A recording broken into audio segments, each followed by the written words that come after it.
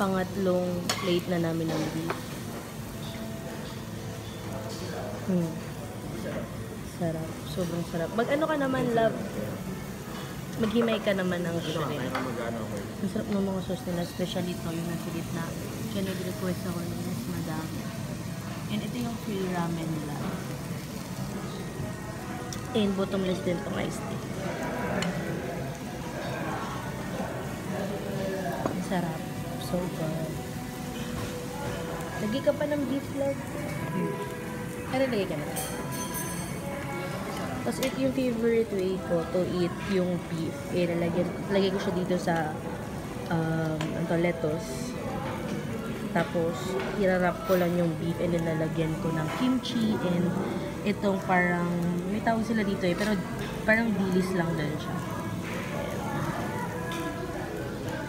May silap ng shrimp. Masarap siya in fairness, pero yung beef hindi siya ganun ka-flavorful katulad ng sa Sambo Kojin. Pero since nga nandito yung mga madaming sauce na, okay na din siya. Ito yung titikman ko naman.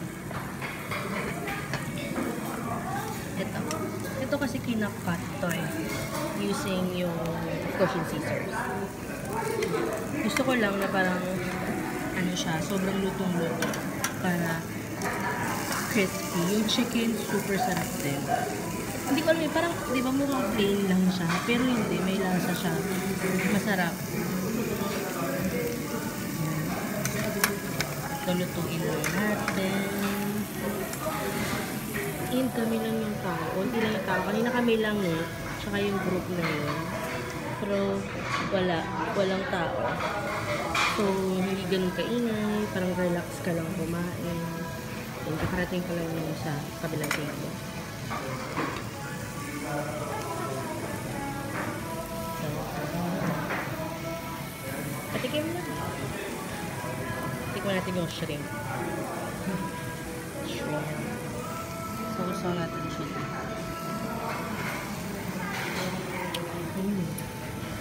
Lahat yan. Paano overcooked?